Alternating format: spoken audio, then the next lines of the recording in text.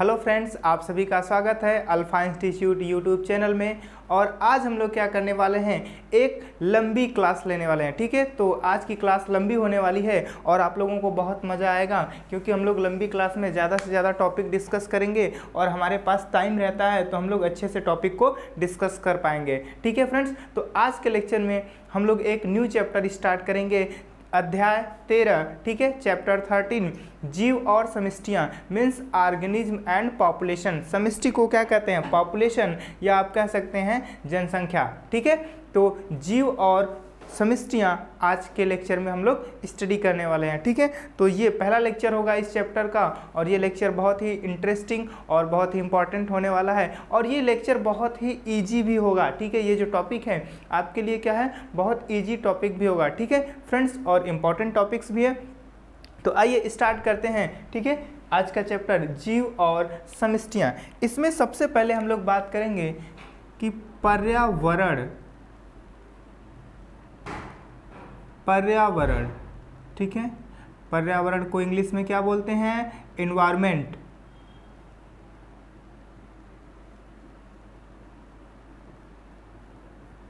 Environment क्या होता है या पर्यावरण क्या होता है फ्रेंड्स। ठीक है, तो बहुत ही आसान है।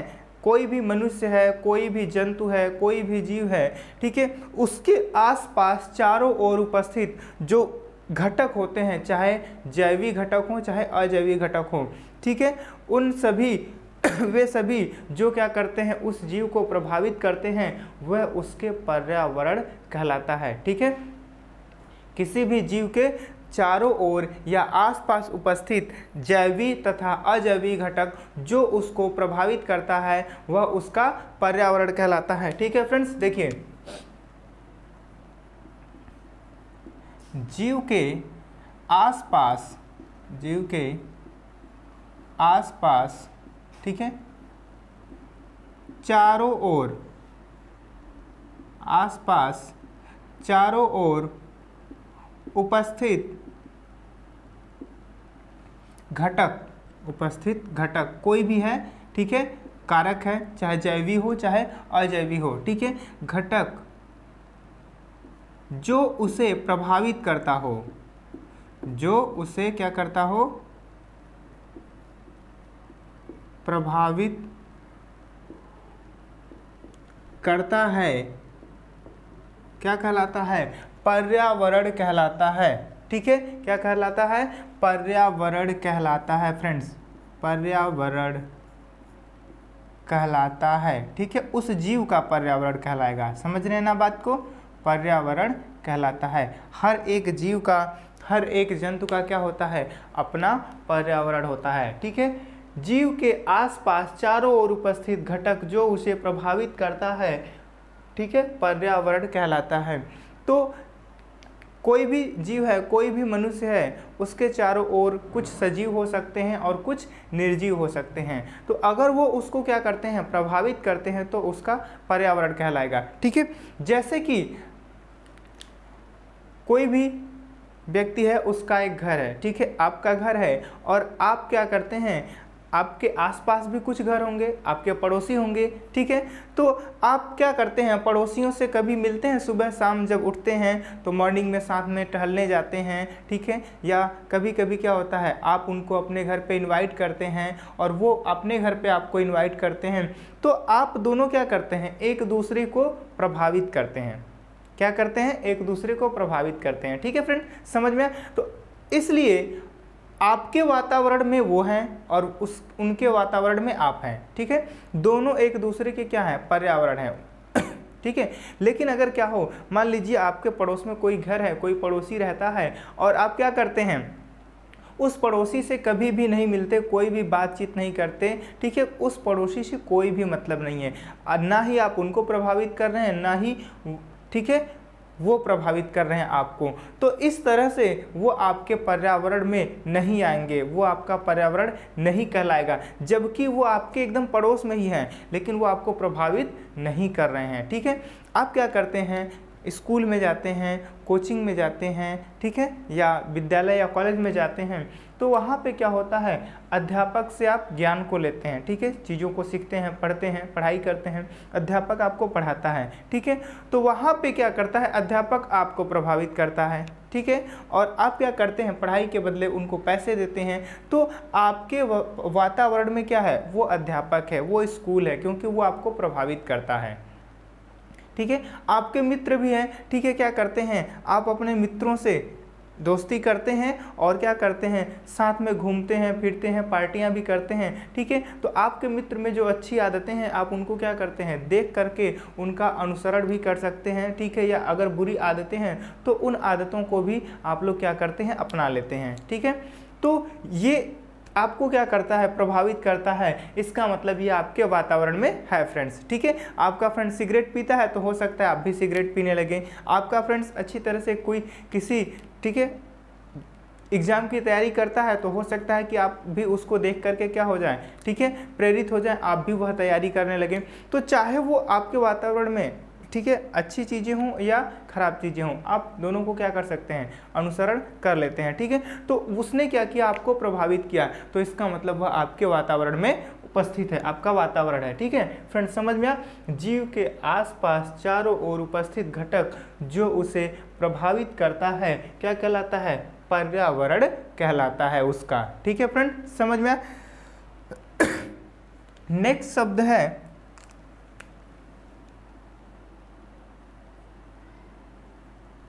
पारितंत्र।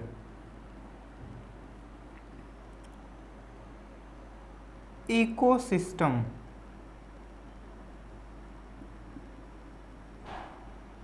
पारितंत्र को क्या कहते हैं, इकोसिस्टम कहते हैं, ठीक है। तो जो इकोसिस्टम शब्द है, कौन सा शब्द, इकोसिस्टम शब्द है, इस शब्द का प्रयोग, ठीक है, इकोसिस्टम शब्द का प्रयोग सबसे पहले एजी टेंसले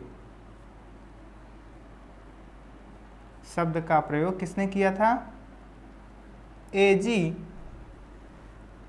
टेंसले ने किया था, ठीक है फ्रेंड्स, समझ में आया। एजी टेंसले ने, ठीक है, कब, 1935 में किया था, किसने किया था, एजी टेंसले ने किया था, ठीक है। तो एमसीक्यू में ये 1 मार्क्स में क्वेश्चंस पूछा जा सकता है, ठीक है, पारितंत्र या इकोसिस्टम का प्रयोग सबसे पहले किसने किया था, तो आप याद रखेंगे एजी टेंसले ने सबसे पहले इकोसिस्टम या पारितंत्र का प्रयोग किया था, ठीक है। तो यह क्या है, एक तंत्र है, एक सिस्टम है, ठीक है, जिसमें क्या होता है, जैवी तथा अजैवी घटक, ठीक है, क्या होते हैं, दोनों उपस्थित होते हैं, ठीक है। किसी स्थान पर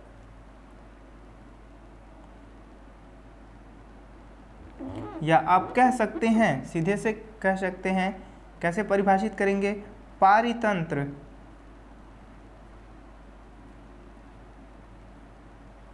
जैवीय तथा अजैवी, जैवी तथा अजैवीय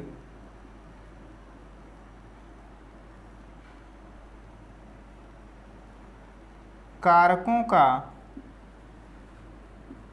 समूह होता है, समूह होता है, ठीक है।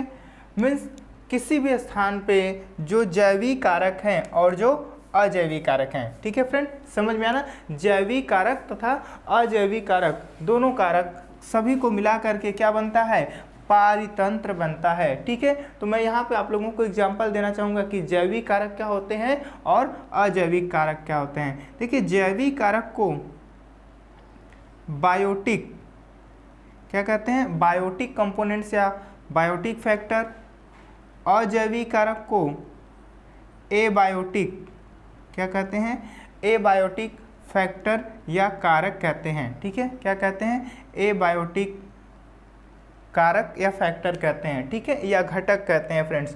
देखिए जैवी में क्या आता है, जैसे पौधे हैं,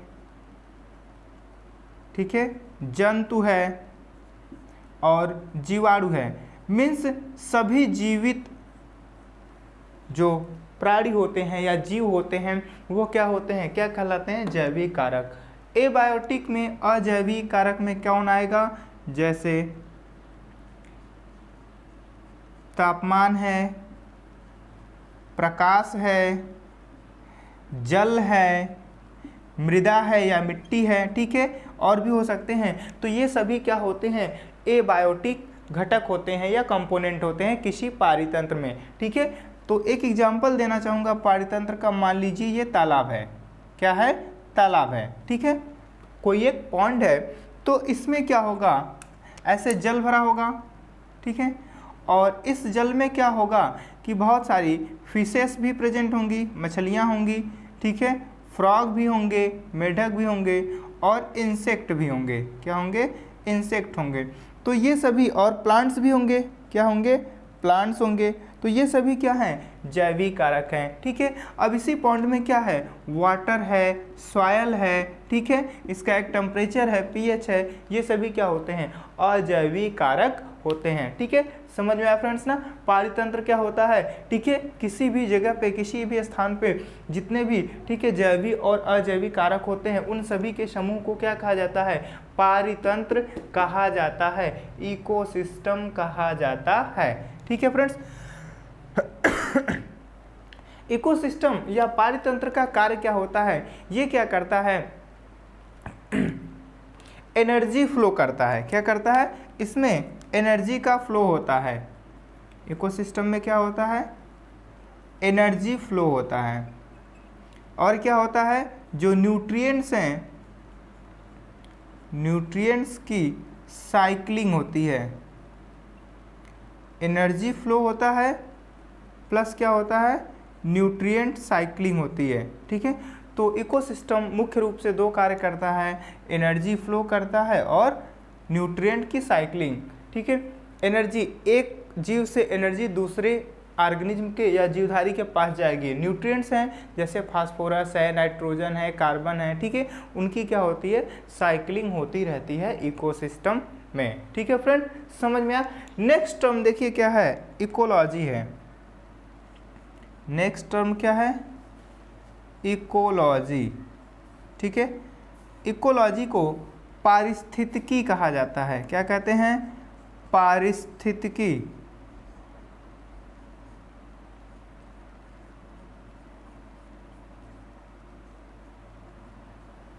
इकोलॉजी को पारिस्थितिकी कहा जाता है, ठीक है।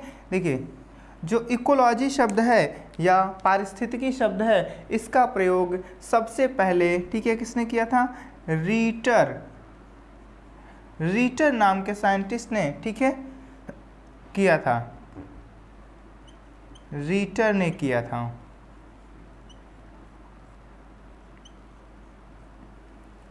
ठीक है, तो इम्पॉर्टेंट है फ्रेंड्स, 1 मार्क्स में क्वेश्चंस पूछा जाता है, इकोलॉजी शब्द का प्रयोग किसने किया था।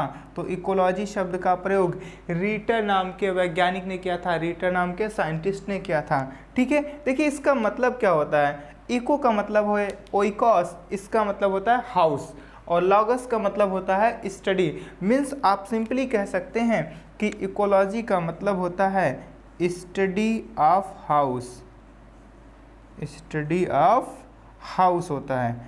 किसके हाउस की बात की जा रही है, देखिए जो जीवधारी होते हैं उनके हाउस या उनके आवास की स्टडी की जाती है, ठीक है। तो आप सिंपली कह सकते हैं कि जो पारितंत्र का अध्ययन होता है, ठीक है, जैसे ये कोई पॉन्ड है, ठीक है, इसमें मछलियां हैं, तो यह मछलियों का क्या हो गया, हाउस हो गया, घर हो गया, ठीक है। और इसी को क्या कहा जाता है, स्टडी ऑफ हाउस या पारितंत्र के अध्ययन को क्या कहा जाता है, इकोलॉजी कहा जाता है, ठीक है। हैकेल, कौन से साइंटिस्ट, हैकेल नाम के साइंटिस्ट ने सबसे पहले क्या किया था, इकोलॉजी को परिभाषित किया था। एक इसकी प्रिसाइज, एक अच्छी सी परिभाषा दी थी, ठीक है। इसका मतलब क्या होगा, पारितंत्र का अध्ययन, ठीक है, क्या कहलाता है, इकोलॉजी कहलाता है। पारितंत्र का अध्ययन, पारितंत्र का अध्ययन पारिस्थितिकी कहलाता है।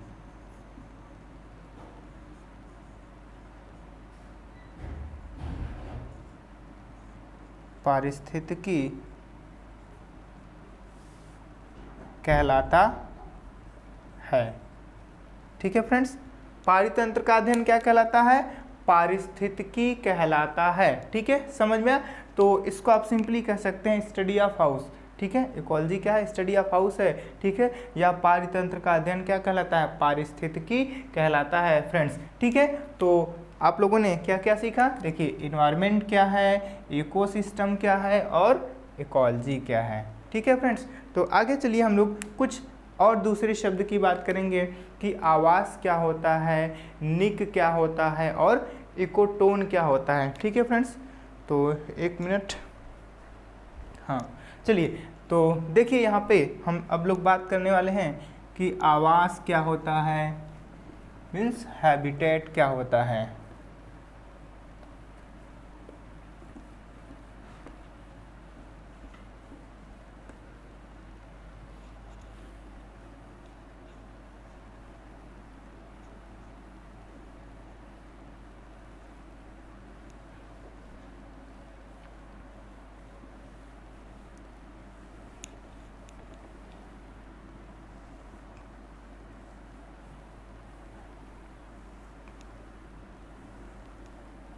ठीक है फ्रेंड्स, चलिए देखिए आगे,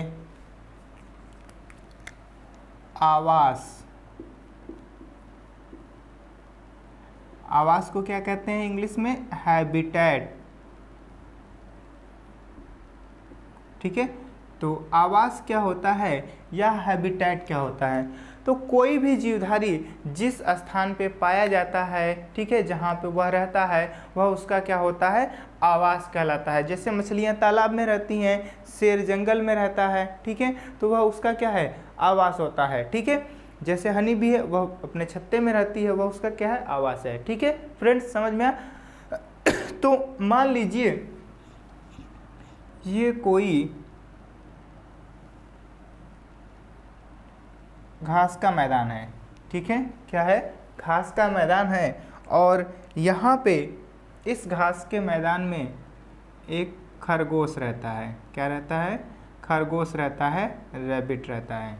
ठीक है, तो अब जो खरगोश है, ठीक है, वह सामान्यतः मान लीजिए इस पूरे फील्ड में कहीं पर भी रहता है, इतनी दूर आता जाता है, रहता है। ठीक है, तो ये क्या हो गया? ये हो गया कि खरगोश का यह क्या है? आवास है। ठीक है, मीन्स जीवधारी जिस स्थान पे रहता है वह क्या कहलाता है? वह उसका आवास कहलाता है। ठीक है,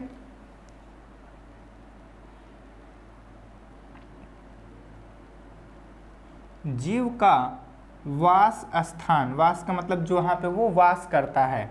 ठीक है, वास स्थान अर्थात रहने का स्थान। कैसा स्थान? रहने का स्थान। ठीक है, क्या कहलाता है? उसका आवास कहलाता है। उसका आवास कहलाता है। समझ में आया फ्रेंड्स? जीवधारी जहाँ पे रहता है, ठीक है, वह उसका क्या कहलाता है? आवास कहलाता है। ठीक है, अब नेक्स्ट दूसरा टर्म है निकेत। दूसरा टर्म क्या है? निकेत, या इसे सिंपली निच या निक भी प्रोनाउंस कर सकते हैं इंग्लिश में। ठीक है, निकेत या निच। तो यहाँ पे देखिए, मान लीजिए ये पूरा घास का मैदान है, इधर खरगोश घूम रहा है। ठीक है, तो ये खरगोश मान लीजिए केवल इस स्थान पे, ठीक है, इस पूरे घास के मैदान में, ठीक है, इस पूरे घास के मैदान में क्या करता है? रहता है। ठीक है, लेकिन ये क्या करता है? केवल ये जो कोना है, ये जो भाग है, ठीक है, यहीं के जो भी रिसोर्सेस हैं, जैसे संसाधन हैं, जो इसके भोजन है वह क्या करता है, यहीं से प्राप्त करता है मान लीजिए, ठीक है। केवल यहाँ के रिसोर्सेस को यह क्या करता है, इसी भाग को क्या करता है, वह ज़्यादा उपयोग करता है और उसी स्थान पे ज़्यादा से ज़्यादा रहता है, वहीं पर खाता है, ठीक है, वहीं पे विश्राम करता है, ठीक है। खरगोश ज़्यादा से ज़्यादा इधर ही खाता है, इधर कभी कभी मान लीजिए चला जाता है घूमने, लेकिन ज़्यादा उधर नहीं रहता है।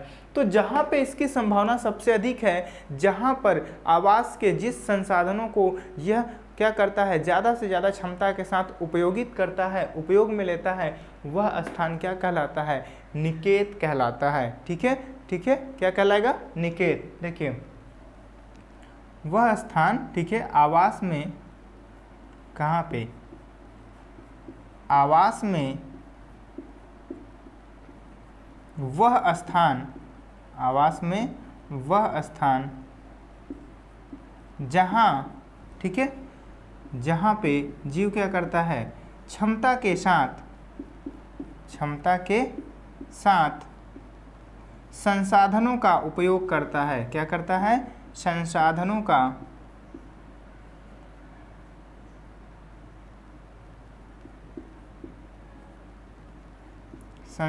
का उपयोग करता है, निकेत कहलाता है। क्या कहलाता है, निकेत कहलाता है। फ्रेंड्स समझ में आया, निकेत कहलाता है, ठीक है। तो यहाँ पे ये ज़्यादा खाता पीता है, इसलिए वह उसका क्या है, निकेत है, ठीक है फ्रेंड्स, समझ में आया। तो ये होता है निकेत। नेक्स्ट एक अगला टर्म देखिए क्या होता है, इकोटोन। नेक्स्ट टर्म क्या है, इकोटोन, ठीक है फ्रेंड्स, इकोटोन। चलिए इकोटोन क्या होता है, देखिए ये सभी ऐसे शब्द हैं जो 1 मार्क्स में, ठीक है, क्वेश्चंस में आते हैं। इकोटोन क्या होता है, देखिए ये ऐसा क्षेत्र होता है जहाँ पे दो पारितंत्र आपस में मिलते हैं, ठीक है, दो पारितंत्र आपस में मिलते हैं। देखिए कैसे, ये एक तालाब है और फिर यहाँ पे देखिए ये आगे क्या है, घास का मैदान है, ठीक है, ये तालाब है, इसमें ये तालाब का पारितंत्र है, क्या है, तालाब है, तो तालाब में मछलियाँ हैं, मेढक हैं, पानी है, ठीक है, और यहाँ पे ये क्या है, घास का मैदान है, यहाँ पे क्या है, घास का मैदान है, ठीक है, इस स्थान पे क्या है, घास का मैदान है, ठीक है। तो इसमें मान लीजिए एक छोटे मोटे पेड़ भी हो सकते हैं, घास का मैदान है। तो अब यहाँ पे देखिए दो पारितंत्र हो गए, एक हो गया तालाब और दूसरा क्या हो गया, घास का मैदान, ठीक है। तो ये दोनों पारितंत्र जिस स्थान पे मिलते हैं, जहाँ पे इनका संक्रमण क्षेत्र होता है, ठीक है, वहाँ पे जहाँ पे क्या होता है, तालाब समाप्त होता है, वहीं से घास का मैदान शुरू होता है, ठीक है। तो इसी संक्रमण क्षेत्र को क्या कहा जाता है, ठीक है, इसी संक्रमण क्षेत्र को क्या कहते हैं, इकोटोन कहते हैं, ठीक है। यह क्या कहलाता है, इकोटोन कहलाता है, ठीक है। मीन्स दो पारितंत्र या पारितंत्रों का संक्रमण क्षेत्र, कौन सा क्षेत्र, संक्रमण क्षेत्र क्या कहलाता है, इकोटोन कहलाता है, इकोटोन कहलाता है। समझ में आया फ्रेंड्स, क्या कहलाता है, इकोटोन कहलाता है। दो पारितंत्र हैं, दोनों आपस में जहाँ पे मिलते हैं। अब यहाँ पे इसकी विशेषता क्या है, देखिए जो ऑर्गेनिज्म, जो जीवधारी तालाब में पाया जाएगा वो घास के मैदान में नहीं पाया जाएगा, ज़्यादातर संभावना यही है, या जो घास के मैदान में पाया जाएगा वो तालाब में नहीं पाया जाएगा। लेकिन इकोटोन ऐसा भाग है जहाँ पे क्या होगा, दोनों पारितंत्र के जीवधारी पाए जा सकते हैं, दोनों पारितंत्र के जीवधारी पाए जा सकते हैं, ठीक है। तो इसलिए यहाँ पे क्या होता है, जो जीवों की संख्या है ठीक है, डाइवर्सिटी है, स्पीसीज की संख्या क्या है, दोनों पारितंत्रों से अधिक होती है। मान लीजिए यहाँ पे 10 प्रकार के कितने 10 पारितंत्र पाए 10 स्पीसीज पाई जा रही है, और यहाँ पे कितनी पाई जा रही है, 5 पाई जा रही है। ठीक है, तो यहाँ पे क्या होगा, मैक्सिमम यहाँ पे कितना है 10, लेकिन जो इकोटोन है यहाँ पे कितनी स्पीसीज पाई जाएंगी, 12। सपोज 10 से क्या हो जाएंगी, ज़्यादा हो जाएंगी। तो दोनों पारितंत्रों से अधिक संख्या में स्पीसीज यहाँ पे पाई जाती हैं। ठीक है, तो इसमें क्या होता है, जीव जातियों की संख्या अधिक होती है। ठीक है, जातियों की संख्या अधिक होती है। समझ में आया फ्रेंड्स, जातियों की संख्या अधिक होती है। क्यों होती है, क्योंकि दोनों पारितंत्र के जीव या जातियां पाई जा सकती हैं, इसलिए वहाँ पे क्या होता है, जातियों की संख्या अधिक होती है फ्रेंड्स। ठीक है, तो ये होता है इकोटोन। ठीक है, समझ में आ गया फ्रेंड्स। तो तीनों टर्म्स बहुत ही इंपॉर्टेंट है, 1 मार्क्स में क्वेश्चंस आते हैं एग्जाम में। ठीक है, अब हम लोग बात करने वाले हैं पारितंत्र के घटक। ठीक है, कि पारितंत्र के कौन कौन से घटक होते हैं। ठीक है फ्रेंड्स, तो इसको मिटा दिया जाए, इसको रफ कर दिया जाए, इसके बाद हम लोग क्या बात करेंगे, पारितंत्र के घटक।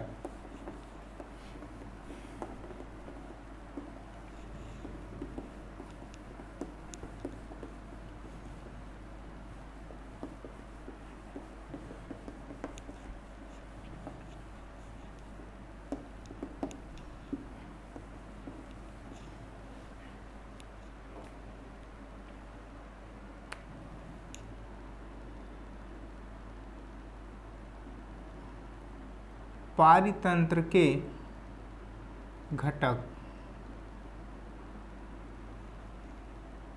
ठीक है, कंपोनेंट्स ऑफ इकोसिस्टम, क्या बोलते हैं इसको, components of ecosystem, components of ecosystem. ठीक है, तो ध्यान दीजिएगा, यहाँ पे देखिएगा, जो पारितंत्र है इसमें मुख्य रूप से कितने घटक होते हैं, 2 घटक होते हैं। ठीक है, एक होता है अजैवी घटक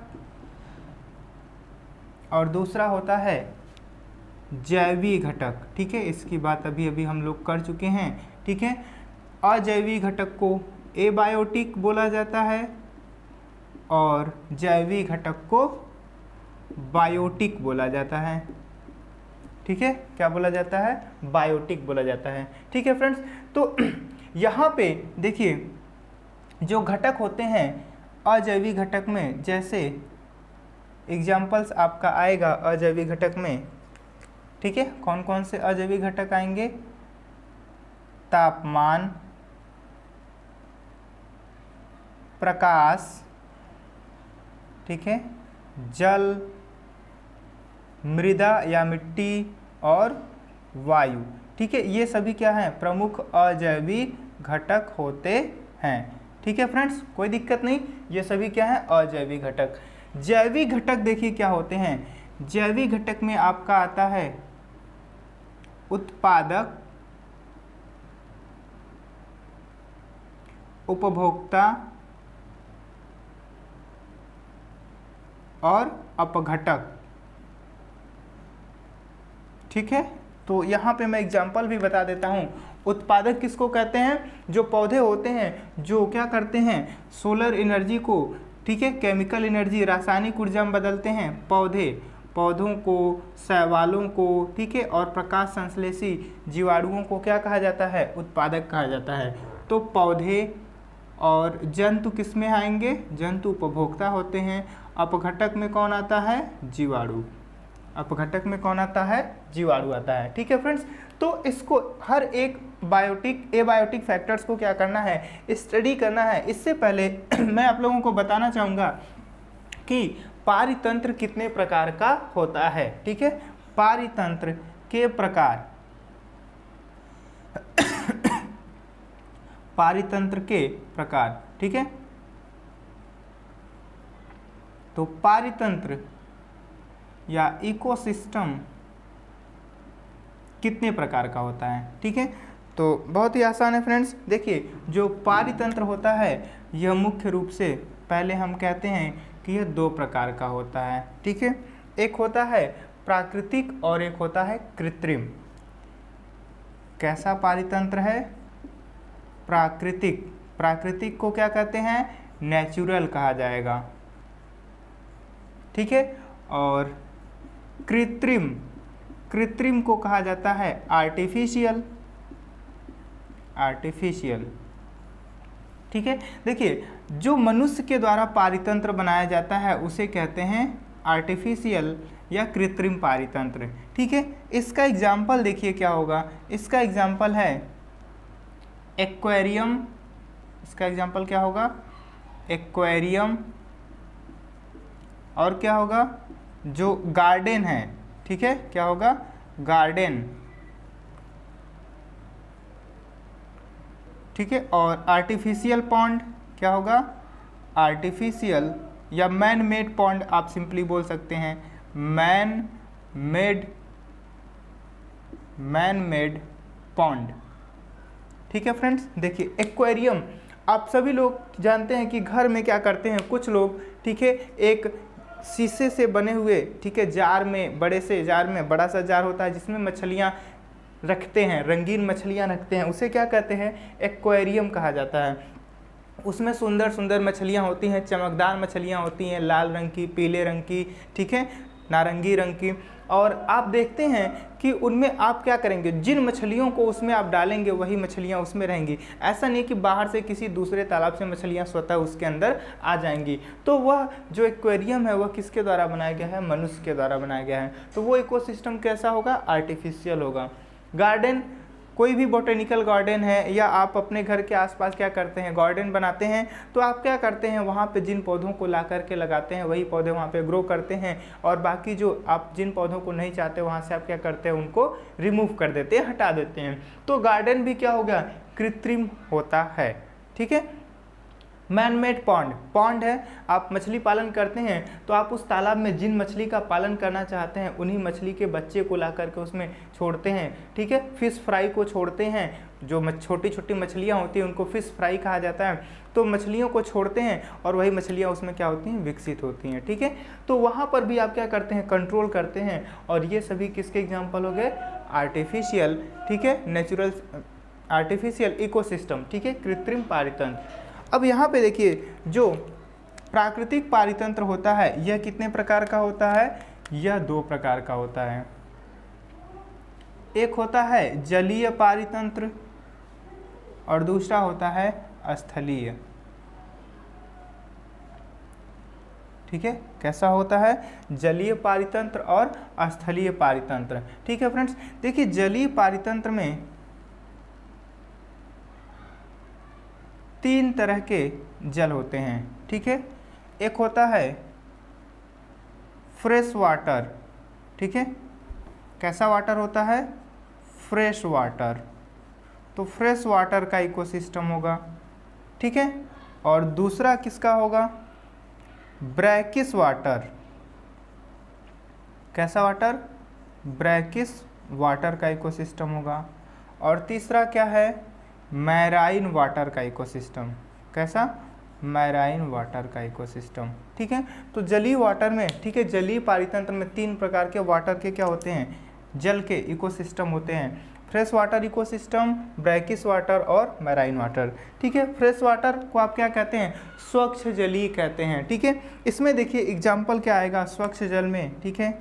नदियाँ, नदियाँ देखिए बहते जल का एग्जाम्पल है, ठीक है। नदियाँ, तालाब, झील, ठीक है, ये सभी क्या हैं? स्वच्छ जल के क्या होते हैं? पारितंत्र होते हैं, इकोसिस्टम होते हैं, ठीक है। ब्रैकिश वाटर देखिए क्या होता है? जहाँ पे नदियाँ समुद्र में जाकर के गिरती हैं या मिलती हैं, ठीक है, उसे स्थान को क्या कहा जाता है? ईस्चुअरीज कहा जाता है। क्या कहते हैं? ईस्चुअरीज। उस स्थान को क्या कहते हैं? इस्चुअरीज कहते हैं। ठीक है फ्रेंड्स, समझ में आया। तो यहाँ पे ना ही कंडीशन मैराइन वाटर जैसा रहेगा ना ही फ्रेश वाटर, दोनों के बीच की स्थिति रहेगी। ठीक है, शुद्ध जल के जैसा भी नहीं रहेगा और मैराइन वाटर की तरह भी नहीं रहेगा। यहाँ पे जो साल्ट का कंसंट्रेशन है मैराइन वाटर से क्या होता है, कम होता है। ठीक है फ्रेंड्स, और यहाँ पे स्पीसीज की संख्या क्या होती है, बहुत ही अधिक होती है, क्योंकि यहाँ पे क्या हो रहा है, दो अलग अलग इकोसिस्टम मिलते हैं फ्रेंड्स। ठीक है, इसलिए यहाँ पे स्पीसीज की संख्या अधिक होती है, तो इसे क्या कहा जाता है, इस्चुअरीज।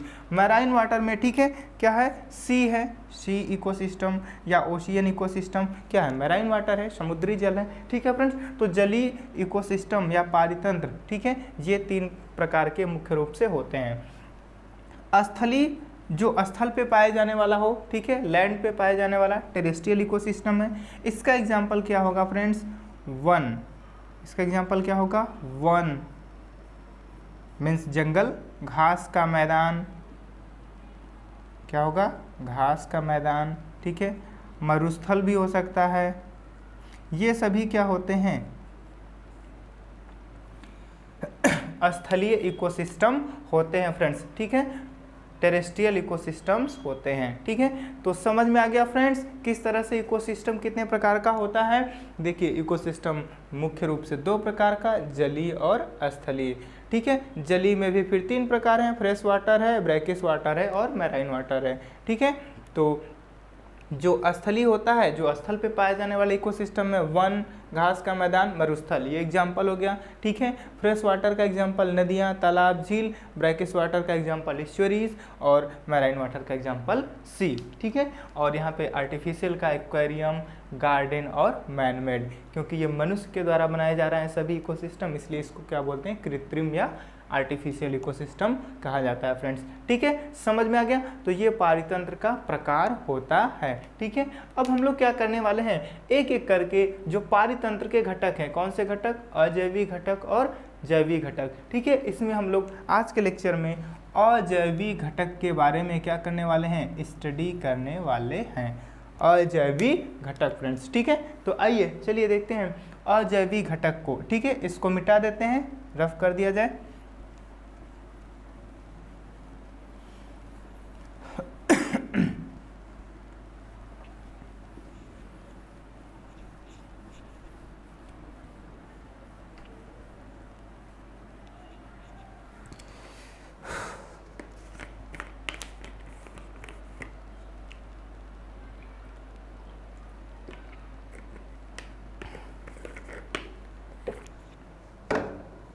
ठीक है फ्रेंड्स, तो ध्यान देंगे आप लोग।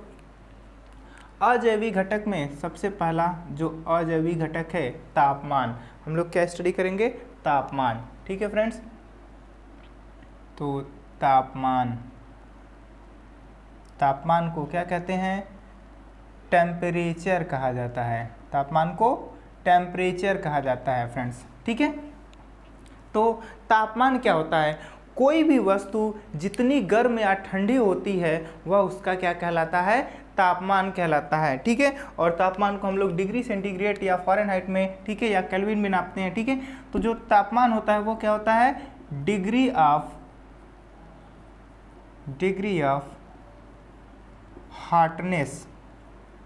ठीक है, इसका मतलब ये है कि कोई भी वस्तु कितनी गर्म या ठंडी है वह उसका क्या कहलाता है, तापमान कहलाता है। ठीक है, तो डिग्री ऑफ हॉटनेस क्या होता है, टेम्परेचर कहलाता है या तापमान कहलाता है फ्रेंड्स। तापमान को सिंपली थर्मामीटर, किससे नापा जाता है, थर्मामीटर से नापा जाता है, थर्मामीटर से नापा जाता है। तापमान को किससे नापते हैं, थर्मामीटर से नापते हैं फ्रेंड्स। और थर्मामीटर तापमान को डिग्री सेंटीग्रेड या डिग्री फ़ारेनहाइट में नापता है। किस में नापता है, डिग्री सेंटीग्रेड या डिग्री फ़ारेनहाइट में थर्मामीटर टेम्परेचर को या तापमान को क्या करता है, नापता है। ठीक है फ्रेंड्स। तो तापमान क्या करता है, यह बहुत ही महत्वपूर्ण कारक होता है। यह जीवों को क्या करता है, प्रभावित करता है। ठीक है, क्या करता है, जीवों को प्रभावित करता है, उनकी संख्या को क्या करता है, प्रभावित करता है। ठीक है फ्रेंड्स, देखिए अगर हम इनकी संख्या या डेंसिटी की बात करते हैं कि तापमान किस तरह से जीवों को प्रभावित करता है, तो देखिए जो जीवों का वितरण है, ठीक है, जीवों के वितरण की बात करते हैं तो कैसे ये जीवों के वितरण को प्रभावित करता है। मान लीजिए यह क्या है, पृथ्वी है, तो यहाँ पे होगा साउथ पोल और ऊपर की तरफ क्या है, नॉर्थ पोल है। ठीक है, और यहाँ पर साउथ पोल है और ऊपर क्या है, नॉर्थ पोल है। तो आप जानते हैं कि पोलर रीजन में, ठीक है, ध्रुवी भाग में, कहाँ पे, ध्रुवों पर प्रकाश कम पड़ता है। ठीक है, और प्रकाश कम पड़ने की वजह से वहाँ पे तापमान कम होता है। और यहाँ पे बीच में होता है इक्वेटर, बीच में क्या होता है, इक्वेटर, तो यहाँ पे तापमान अधिक रहता है क्योंकि प्रकाश अच्छे से पड़ता है। ठीक है, जैसे जैसे यहाँ से इक्वेटर से पोल की तरफ जाएंगे तापमान क्या होता है, घटने लगता है। ठीक है, और जब तापमान घटता है तो यहाँ पे क्या होता है, जीवों की संख्या भी क्या होती है, घटने लगती है। ठीक है, तो यहाँ पे मध्य रेखा पे, इक्वेटर पे, ठीक है, जो जीवधारी होते हैं इनकी संख्या अधिक होती है, और फिर जैसे जैसे हम ध्रुवों की तरफ जाते हैं वहाँ पे संख्या क्या होती है, घटने लगती है। ठीक है, तो क्या प्रभाव पड़ता है तापमान का जीवों पर, प्रभाव की बात कर रहे हैं। ठीक है, तो क्या होता है, देखिए मध्य रेखा पर, कहाँ पे तापमान अधिक होता है, तो मध्य रेखा पर क्या होता है, जीवों जातियों की संख्या अधिक होती है। ठीक है, क्या होता है, जातियों की संख्या अधिक होती है। ठीक है, और कहाँ पे, पोलर रीजन में। ठीक है, ध्रुवों की ओर जाने पर, कहाँ पे, ध्रुवों की ओर बढ़ने पर, ध्रुवों की ओर बढ़ने पर क्या होगा, संख्या घटती है, जातियों की संख्या क्या होती है, संख्या घटती है, संख्या कम होने लगती है फ्रेंड्स। ठीक है, समझ में आया, इस तरह से तापमान क्या करता है, प्रभावित करता है जीवों के वितरण पे, जंतुओं के या पौधों के वितरण पे। ठीक है, दूसरा प्रभाव देखिए फ्रेंड्स, उपापचय की बात करते हैं, मेटाबॉलिज्म।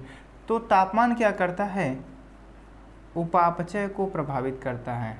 ठीक है, क्या करता है, उपापचय को, मेटाबॉलिज्म, उपापचय को क्या कहते हैं, मेटाबॉलिज्म, ये मेटाबॉलिज्म को प्रभावित करता है फ्रेंड्स। ठीक है, किसी भी जीव के लिए जो अनुकूलतम तापमान होता है, ठीक है, अनुकूलतम तापमान, ऑप्टिमम टेम्परेचर क्या होता है, 20 से डिग्री सेंटीग्रेड से लेकर के 40 डिग्री सेंटीग्रेड क्या होता है, अनुकूल तापमान होता है, अनुकूल तापमान होता है। ठीक है, तो जीवों के लिए, किसके, जीवों के लिए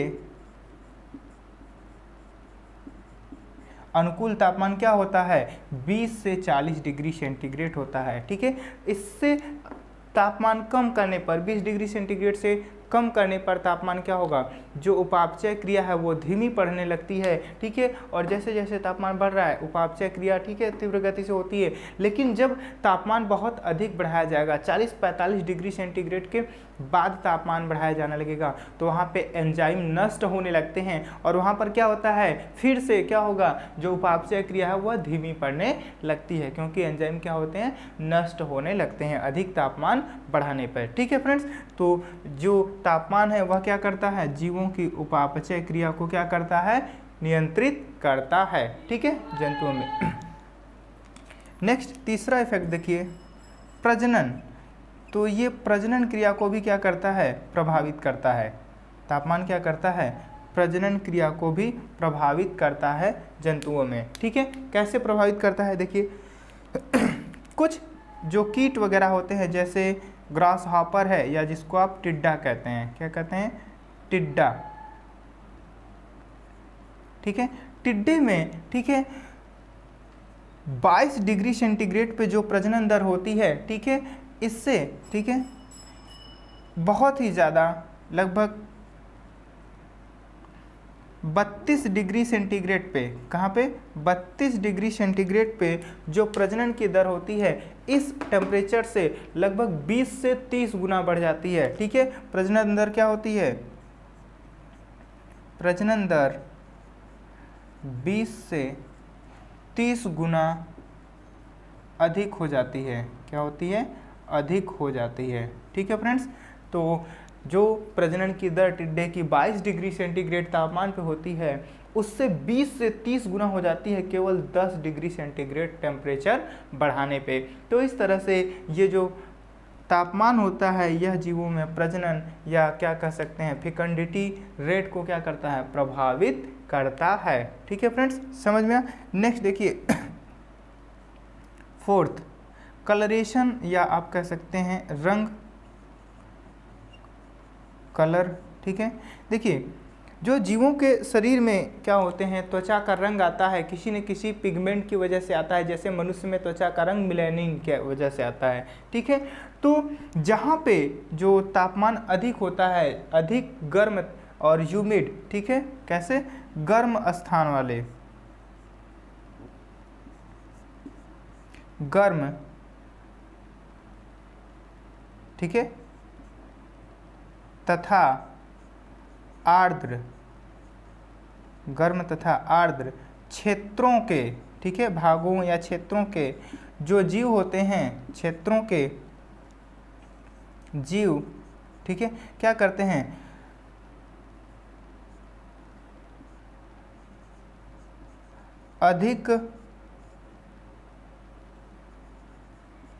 अधिक पिगमेंट्स या आप क्या कहते हैं रंगा पदार्थ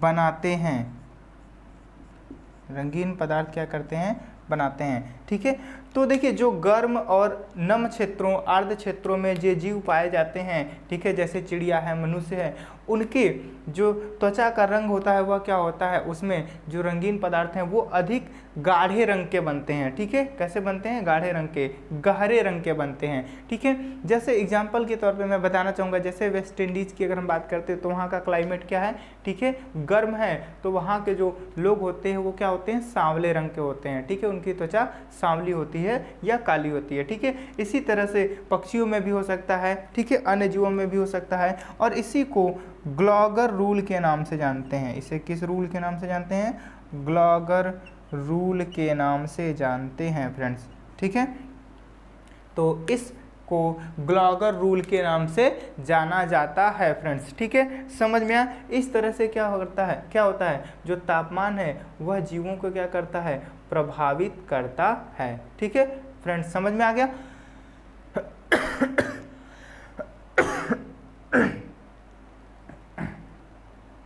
एक मिनट, प्यास लग जाती है भाई बोलते बोलते।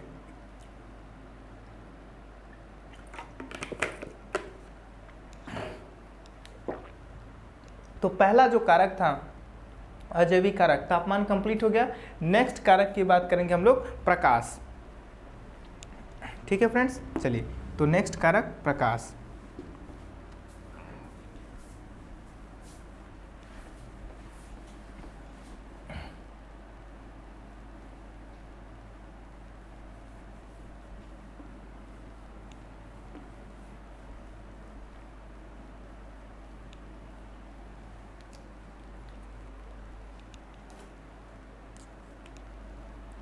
नेक्स्ट कारक है प्रकाश। ठीक है, तापमान हम लोगों ने कंप्लीट कर लिया। प्रकाश को क्या कहा जाता है, लाइट कहा जाता है फ्रेंड्स।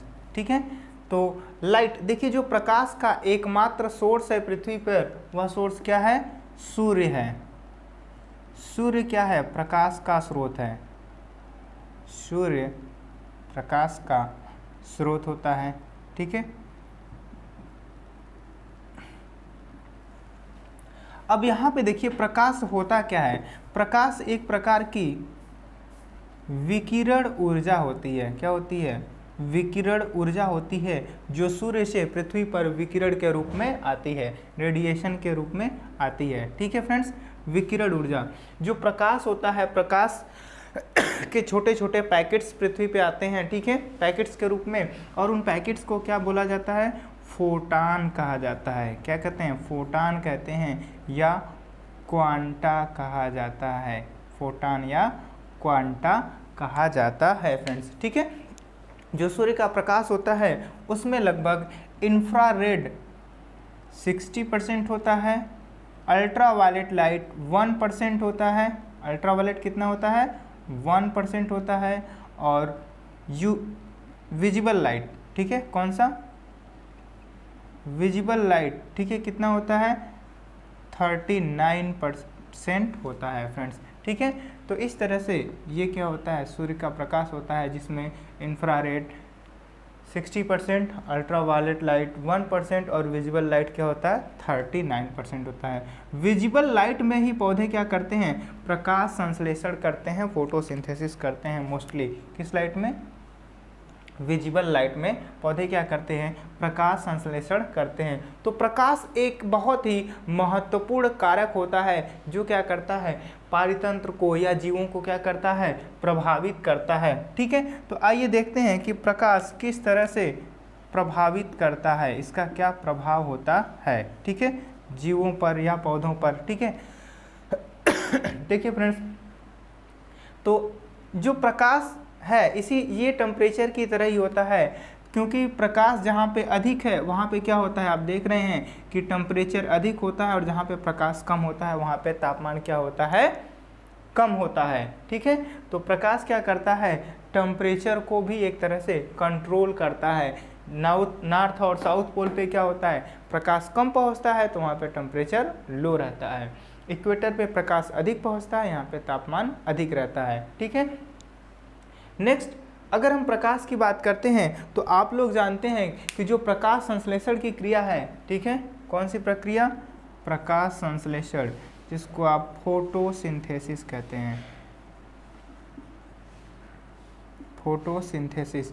तो फोटोसिंथेसिस की प्रक्रिया के लिए आप लोग जानते हैं CO2 प्लस H2O ज्वाइंट होता है, क्या फॉर्म होता है, C6H12O6 ग्लूकोज फॉर्म होता है। और यहाँ पे किसकी आवश्यकता होती है, प्रकाश की आवश्यकता होती है। बिना प्रकाश के प्रकाश संश्लेषण की क्रिया नहीं हो सकती, और प्रकाश संश्लेषण की क्रिया नहीं होगी तो पौधे अपना भोजन नहीं बना पाएंगे, और जब अगर भोजन नहीं बनेगा पौधों का तो पौधे जीवित नहीं रहेंगे, और फिर जब पौधे नहीं रहेंगे तो पौधों पर निर्भर जो भी जंतु हैं वह भी जीवित नहीं रह पाएंगे, ठीक है फ्रेंड्स। तो अर्थात इस तरह से क्या होगा, जीवन समाप्त हो जाएगा पृथ्वी पर से। तो प्रकाश बहुत ही इंपॉर्टेंट है, ठीक है, यह क्या करता है, प्रकाश संश्लेषण की क्रिया के लिए आवश्यक होता है फ्रेंड्स, ठीक है।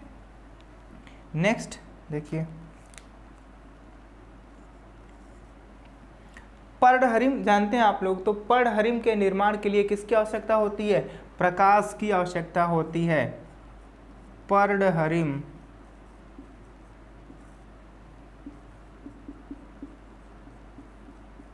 निर्माण के लिए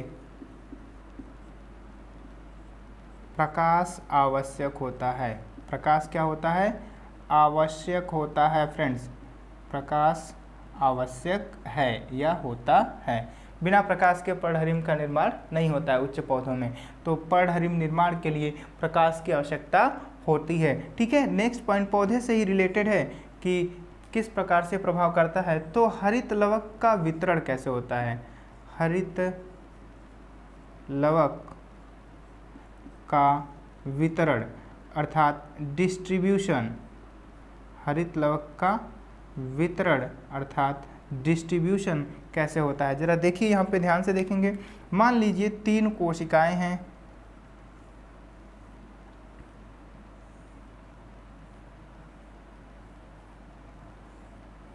ठीक है, ये कोशिकाएं हैं, और क्या होता है, 3 कंडीशन है। एक क्या है, जब लाइट की इंटेंसिटी हाई है, इंटेंसिटी क्या है, हाई है, हाई या लो इंटेंसिटी की बात करते हैं सबसे पहले।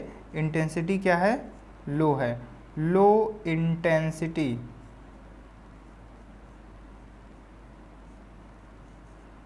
क्या है, लो इंटेंसिटी है। तो ऊपर से मान लीजिए प्रकाश आ रहा है, कोशिका के ऊपर से यहाँ से प्रकाश आ रहा है, ठीक है। तो इंटेंसिटी बहुत लो है, तो जो हरित लवक होते हैं वो अधिक से अधिक प्रकाश को अवशोषित करने के लिए कोशिका में ऊपर की ओर व्यवस्थित हो जाते हैं, ऊपरी भाग में, और इस कंडीशन को कहा जाता है एपी स्ट्रेप। इसे क्या बोलते हैं फ्रेंड्स? AP strap. एपी मतलब ऊपर, जो हरित लवक है वह कहाँ पे हो जाते हैं? ऊपर। ऊपर हो जाएंगे तो ऊपर से प्रकाश आएगा, अधिक से अधिक ये प्रकाश को क्या कर पाएंगे? अवशोषित कर पाएंगे, ठीक है फ्रेंड्स, लो इंटेंसिटी में। नेक्स्ट देखिए, जब इंटेंसिटी क्या हो जाए? हाई हो जाए, हाई इंटेंसिटी बहुत ज़्यादा हाई है, तो प्रकाश बहुत ज़्यादा है, टेम्परेचर बहुत ज़्यादा होगा, तो ये अब खुद को बचाने के लिए हरित लवक क्या करते हैं? एक सीध में व्यवस्थित हो जाते हैं। हरित लवक क्या होते हैं? एक सीध में व्यवस्थित हो जाते हैं। तो देखिए फ्रेंड्स, यहाँ से ऊपर से प्रकाश आता है तो क्या होता है? ऊपर ही क्या होगा? हरित लवक को फेस करेगा, लेकिन बाकी जो पीछे के हरित लवक हैं इन पे प्रकाश ऐसे नहीं आएगा, वो बगल से जाएगा, ठीक है। तो इसलिए ये अपने आप को बचाने के लिए, हाई इंटेंसिटी में बचाने के लिए, प्रकाश को कम अवशोषित करने के लिए एक सीध में व्यवस्थित हो जाते हैं, ठीक है। इस कंडीशंस को कहा जाता है एपोस्ट्रेप। क्या बोलते हैं? एपोस्ट्रेप, ठीक है। तीसरा कंडीशन देखिए, जब स्कैटर्ड लाइट है, कैसा है? स्कैटर्ड है, बिखरा हुआ लाइट है, या मॉडरेट इंटेंसिटी है, ठीक है। क्या है? कैसा है? Moderate intensity.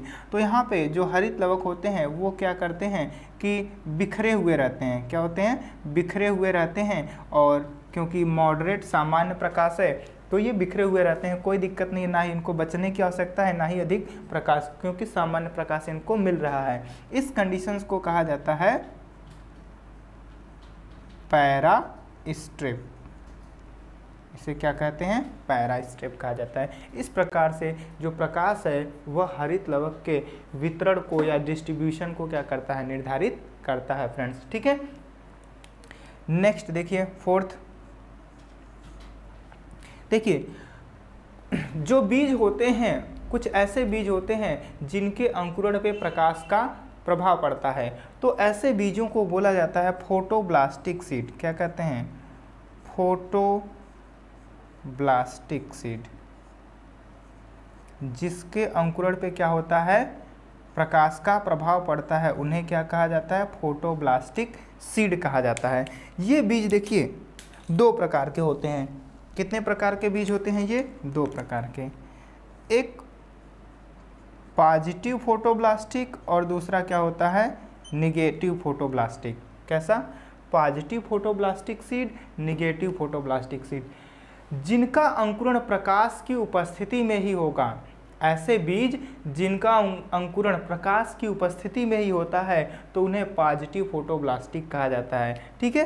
पॉजिटिव फोटोब्लास्टिक एग्जाम्पल इसका फ्रेंड्स होगा, एक पौधा है रूमेक्स, इसका बीज केवल प्रकाश की उपस्थिति में ही अंकुरित होगा, ठीक है फ्रेंड्स। और भी एग्जाम्पल्स हो सकते हैं। निगेटिव फोटोब्लास्टिक, ऐसे बीज अंधेरे में ही क्या होते हैं? अंकुरित होते हैं, ठीक है। इसका एग्जाम्पल होगा ओनियन, प्याज, और क्या होगा?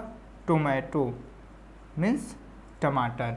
तो ओनियन और प्याज के बीज क्या होते हैं? ठीक है, अंधेरे में ही अंकुरित होते हैं। इनको अगर मिट्टी में लगा दिया गया है, ठीक है, वैसे ओनियन के बीज जब अंकुरित हो जाते हैं तब मिट्टी में बोया जाता है, लेकिन टमाटर के बीज को मान लीजिए लोग लगा देते हैं, किसान लोग, तो क्या करते हैं ऊपर से इसको बहुत अच्छे से किसी चादर से या किसी पुआल से बहुत अच्छे से ढक देते हैं, और जब बीज अंकुरित हो जाता है तब फिर उसे हटा देते हैं फ्रेंड्स, ठीक है। इस तरह से प्रकाश क्या करता है? पौधों को या जीवों को प्रभावित करता है। एक और इम्पॉर्टेंट प्रभाव की बात हम लोग करने वाले हैं, ठीक है, आइस फॉर्मेशन की। किसकी?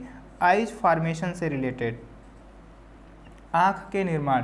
देखिए बहुत सारे ऐसे जंतु होते हैं जो गहरे समुद्र में रहते हैं, जैसे मछलियाँ, या फिर बहुत सारे ऐसे जंतु हैं जो कहाँ पे? गुफाओं में रहते हैं, जहाँ पे हमेशा अंधेरा रहता है, ठीक है फ्रेंड्स। तो ऐसे जंतु जो बहुत अंधेरे में रहते हैं उनमें क्या होता है? आँख की विकास नहीं होता, आँख का विकास नहीं होता, आँखें अवशेषी या रूडिमेंट्री रह जाती हैं, ठीक है। तो प्रकाश का आवश्यकता आँख के निर्माण के लिए भी क्या होती है? होती है, ठीक है। जो डीप समुद्र की बहुत डीप में रहती हैं मछलियाँ, गहराई में रहती हैं, उनकी आंखें बड़ी बड़ी होती हैं, ठीक है, क्योंकि वो अधिक से अधिक प्रकाश को क्या कर सकें, अवशोषित कर सकें, क्योंकि गहराई में प्रकाश बहुत कम पहुंचता है फ्रेंड्स, ठीक है। इस तरह से प्रकाश क्या करता है, जीवों को प्रभावित करता है। एक और नेक्स्ट इंपॉर्टेंट चीज़, ठीक है, फोटोट्रॉपिज्म। फोटोट्रॉपिज्म, ठीक है, फोटोट्रॉपिज्म क्या होता है, ठीक है, पौधे का प्रकाश की उपस्थिति में जिस प्रकार से प्रतिक्रिया होती है या वृद्धि होती है उसी को कहते हैं फोटोट्रॉपिज्म। देखिए, अगर मान लीजिए आपने क्या किया कि किसी गमले में कोई पौधा लगा दिया है, ठीक है, क्या किया, किसी गमले में कोई पौधा लगा दिया है और इस गमले को यहाँ पे रख दिया गया और इस पे केवल इस साइड से, ठीक है, एक ही ओर से क्या होता है, प्रकाश पौधे पे जा रहा है, तो क्या होता है, जो पौधा है यह क्या करता है, प्रकाश की ओर क्या होता है, मुड़ जाता है या झुक जाता है, ठीक है, इसे कहा जाता है फोटोट्रॉपिज्म कहा जाता है फ्रेंड्स, ठीक है, समझ में आया। तो इस तरह से प्रकाश क्या करता है जीवों को या जंतुओं को क्या करता है, प्रभावित करता है फ्रेंड्स, ठीक है, ओके। नेक्स्ट अगला जो कारक है वह क्या है, जल है, ठीक है फ्रेंड्स। तो इन सबको मिटा दिया जाए, नेक्स्ट कारक जल की बात करते हैं।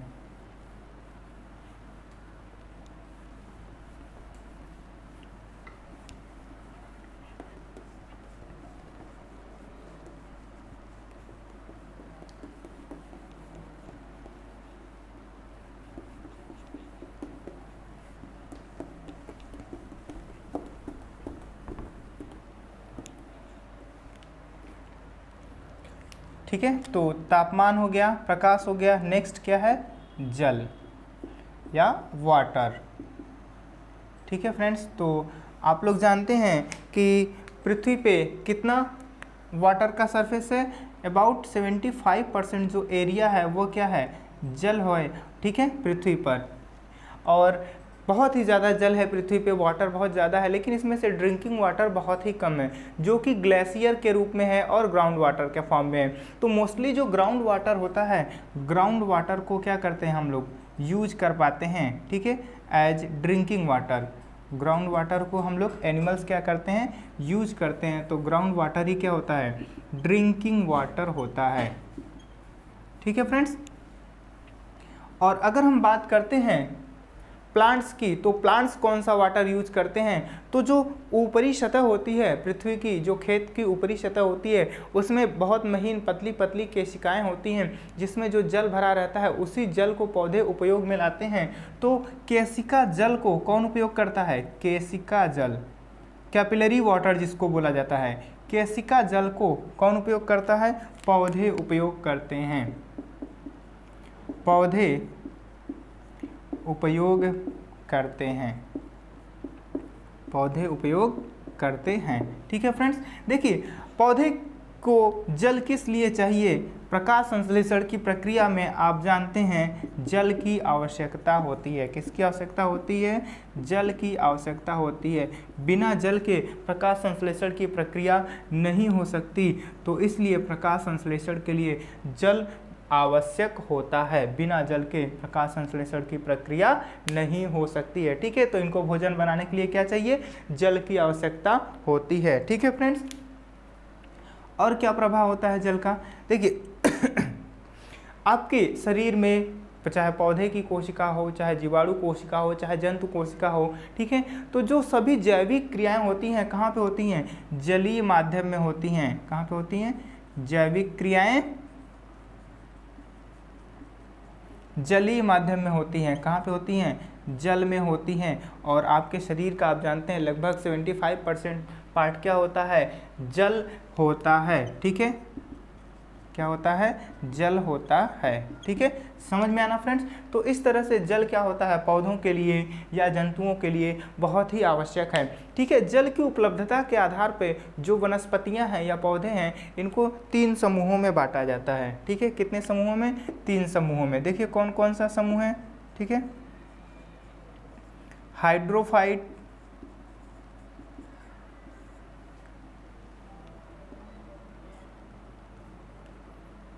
Hydrophyte, xerophyte, hydrophyte, xerophyte and halophytes. Hydrophytes, xerophyte and halophytes. देखिए हाइड्रोफाइट्स किसको कहा जाता है? जलीय पौधों को। किस पौधों को?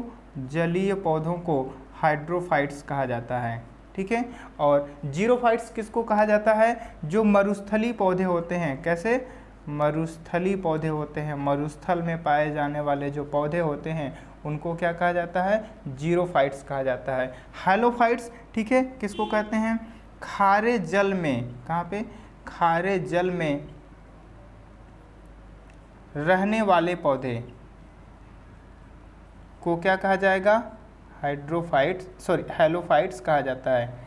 खारे जल में रहने वाले पौधों को हैलोफाइट्स, और जीरोफाइट्स किसको? जो मरुस्थल पे, जहाँ पे बहुत ज़्यादा रेगिस्तान है, मरुस्थली पौधे, और जलीय पौधे को हाइड्रोफाइट्स कहा जाता है। एग्जाम्पल्स की मैं बात कर लेता हूँ थोड़ा सा। जैसे जलीय पौधे आप लोग जानते हैं, कमल जल में होता है, जलीय पौधा है, ठीक है। हाइड्रीला,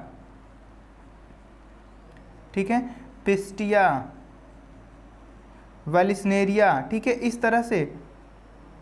या आइकार्निया, जलकुंभी जिसको कहते हैं, जलकुंभी, इस तरह से ये सभी पौधे कहाँ पे होते हैं? जलीय पौधे होते हैं जो जल में पाए जाते हैं, जल में रहते हैं फ्रेंड्स, ठीक है। कमल है, हाइड्रीला है, पिस्टिया है, जलकुंभी है।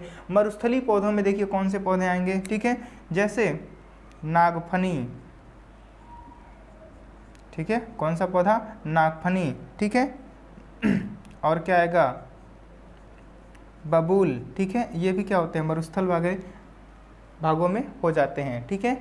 और जो सुपारी और कत्था का पेड़ होता है, ठीक है, वो भी कैसे होते हैं? जीरोफाइट्स होते हैं, मरुस्थल में पाए जाने वाले। खारे जल में कौन से पौधे पाए जाएंगे? जो, ठीक है, क्या होते हैं? जिनको आप लोग मैनग्रूव प्लांट्स कहते हैं। क्या कहते हैं? मैनग्रूव प्लांट्स कहते हैं, ठीक है। खारे जल में पाए जाने वाले पौधे हो सकते हैं, ठीक है। जो समुद्र के जल में, जहाँ पे समुद्र का जल हो, ठीक है, थोड़ा सा, ठीक है, उसको क्या कहेंगे? हैलोफाइट्स कहते हैं। तो इस तरह से ये सभी क्या हैं? प्लांट्स हैं। इनकी उपस्थिति के आधार पे, जल की उपस्थिति के आधार पे इनको हाइड्रोफाइट्स, जीरोफाइट्स और हैलोफाइट्स कहा जाता है फ्रेंड्स, ठीक है। तो इस तरह से जल क्या होता है? बहुत ही इंपॉर्टेंट क्या होता है? फैक्टर होता है, कारक होता है, जो क्या है? पौधों के लिए या जीवों के लिए क्या होता है? आवश्यक होता है फ्रेंड्स, ठीक है। नेक्स्ट है मृदा। नेक्स्ट क्या है? मृदा या सॉइल, ठीक है। चलिए इसको मिटा दिया जाए। नेक्स्ट फैक्टर क्या है? मृदा है या सॉइल है।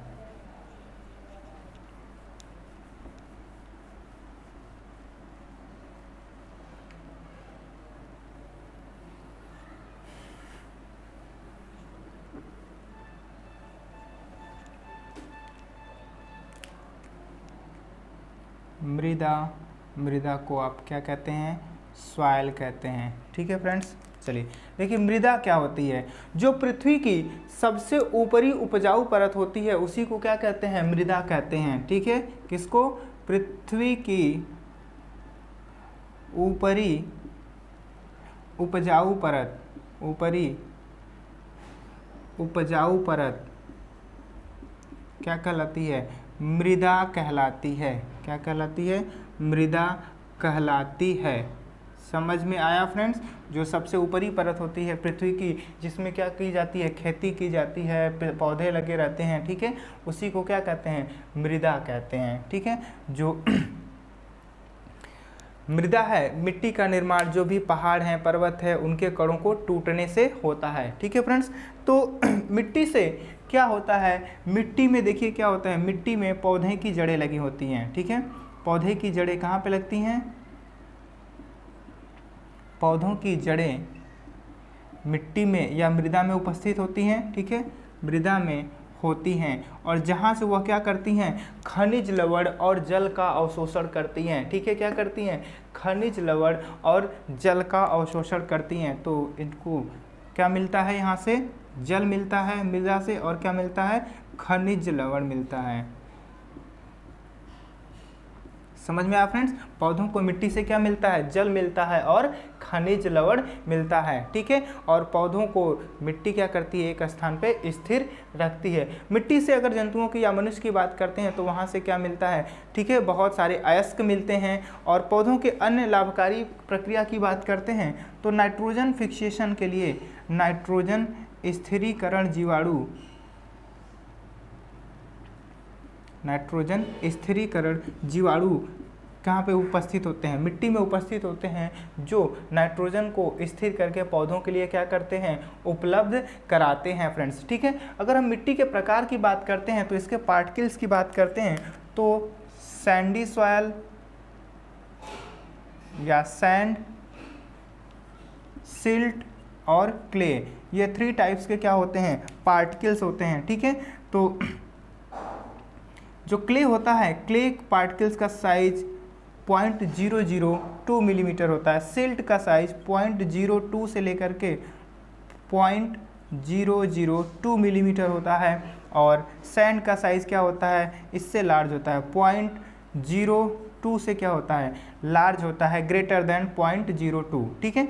मिलीमीटर, सारी वैल्यू किस में होनी चाहिए, मिलीमीटर में है, ठीक है फ्रेंड। समझ में आया। तो ये क्ले का साइज है और ये सिल्ट का साइज है और ये सैंड सॉइल का या सैंडी सॉइल का साइज होता है, ठीक है। अब इसकी प्रॉपर्टी की अगर हम बात करते हैं तो जो जल की होल्डिंग, वाटर होल्डिंग की क्षमता होती है, किसकी क्षमता, वाटर होल्डिंग का जो क्षमता होता है, ठीक है, वह किस में कितना होता है। देखिए फ्रेंड्स, तो जो सैंड है, सैंड में से वाटर क्या होता है, पर्कुलेट करके नीचे चला जाता है, तो इसकी वाटर होल्डिंग क्षमता बहुत लो होती है, ठीक है। सिल्ट की क्या होती है, मीडियम होती है।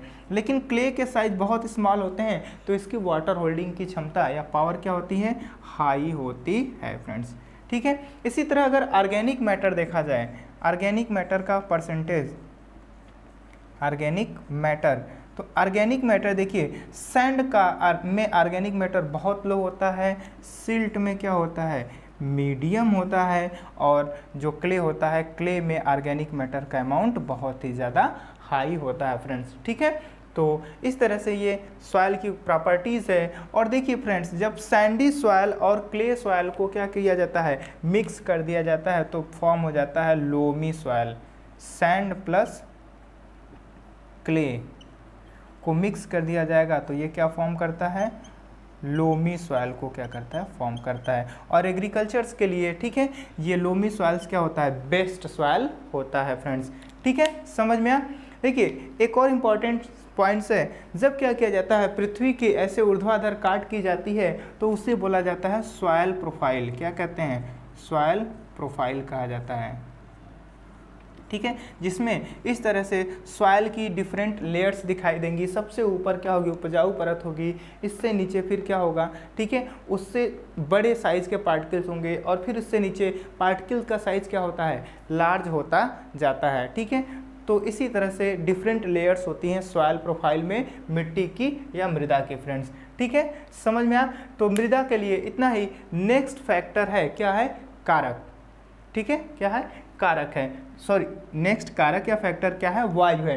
तो नेक्स्ट हम लोग स्टडी करने वाले हैं वायु, ठीक है। तो इसको मिटा दिया जाए फ्रेंड्स, चलिए मिटा देते हैं। नेक्स्ट कारक वायु है, वायु की बात कर लेते हैं हम लोग।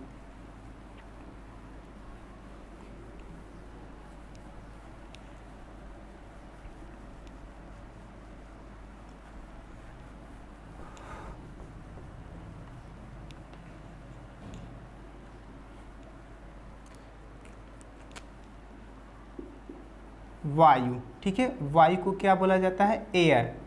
एयर क्या होता है फ्रेंड्स, जरा ध्यान से देखना। एयर क्या होता है, ये गैसों का मिश्रण होता है।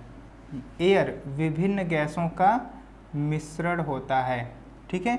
तो इसमें विभिन्न गैसें होती हैं, बहुत सारे गैसें होती हैं, जैसे नाइट्रोजन गैस होती है, ऑक्सीजन गैस होती है, कार्बन डाइऑक्साइड गैस होती है, और भी अन्य गैसें, ठीक है, नियान, आर्गन, हीलियम, ठीक है, और भी बहुत सारी गैसेस हो सकती हैं, ठीक है। तो ये सभी गैसेस कहाँ पे प्रेजेंट होती हैं, वायु में प्रेजेंट होती हैं, इन्हीं के मिश्रण को वायु कहा जाता है। ठीक है, जो वायु है ये हमारे वायुमंडल में उपस्थित होता है, एटमॉस्फेयर में उपस्थित होता है। ठीक है, पृथ्वी की सतह से लेकर के लगभग 15 किलोमीटर की ऊंचाई तक क्या होता है, एटमॉस्फेयर, ठीक है, में वायु सबसे अधिक मात्रा में प्रेजेंट होता है। ठीक है, इसके बाहर फिर क्या है, वायु बहुत कम होता है या नहीं होता है। ठीक है, तो जो वायु है, वायु में नाइट्रोजन का परसेंटेज सबसे अधिक होता है 78% हमारे वायुमंडल में। ठीक है, और ऑक्सीजन का परसेंटेज होता है अबाउट 21%। कार्बन डाइऑक्साइड का परसेंटेज होता है 0.003% होता है फ्रेंड्स। ठीक है, तो मोस्ट इंपॉर्टेंट है कार्बन डाइऑक्साइड का परसेंटेज। ठीक है, किसका परसेंटेज, कार्बन डाइऑक्साइड का परसेंटेज एग्जाम में पूछा जाता है कि वायुमंडल में, ठीक है, कार्बन डाइऑक्साइड का परसेंटेज कितना है फ्रेंड्स, तो 0.003% क्या है, कार्बन डाइऑक्साइड का परसेंटेज है वायुमंडल में, एटमॉस्फेयर में। ठीक है फ्रेंड्स, तो आप लोग जानते हैं कि प्रकाश संश्लेषण के लिए क्या चाहिए, कार्बन डाइऑक्साइड गैस चाहिए, जो कि आपको या पौधों को कहाँ से मिलती है, प्रकाश संश्लेषण के लिए एटमॉस्फेयर से मिलती है, वायुमंडल से, वायु से। ठीक है, और ऑक्सीजन गैस रेस्पायरेशन के लिए चाहिए होती है, किसके लिए, रेस्पायरेशन के लिए। और नाइट्रोजन क्यों चाहिए, अमीनो एसिड में नाइट्रोजन होता है, प्रोटीन निर्माण के लिए किसकी आवश्यकता होती है, नाइट्रोजन की आवश्यकता होती है फ्रेंड्स। ठीक है, इसके अलावा एक और शब्द है, वायु के बाद एक शब्द कभी कभी पूछा जाता है, विंड या हवा क्या होती है, क्या होती है, विंड या हवा क्या होती है फ्रेंड्स। ठीक है, तो देखिए जो वायु का बहना है क्या कहलाता है, हवा कहलाता है। वायु का बहना हवा कहलाता है। ठीक है, हवा कहलाता है। समझ में आ गया फ्रेंड्स, वायु का बहना हवा कहलाता है, समझ में आ। ठीक है, तो वायु में बस इतना ही। ठीक है, और आज के लेक्चर में, ठीक है, बस इतना ही डिस्कस करेंगे। इसके बाद के जो टॉपिक्स हैं, ठीक है, वो नेक्स्ट लेक्चर में हम लोग डिस्कस करेंगे फ्रेंड्स। ठीक है, और ये वीडियो अगर आप लोगों को पसंद आया हो तो फ्रेंड्स, तो वीडियो को लाइक, शेयर और कमेंट जरूर कीजिएगा फ्रेंड्स। ठीक है, इसके बाद हम लोग नेक्स्ट लेक्चर में आगे के जो भी टॉपिक्स हैं इस चैप्टर से वो डिस्कस करने वाले हैं। ठीक है, तो आज के लिए बस इतना ही, अब मिलते हैं नेक्स्ट लेक्चर में हम लोग। ओके।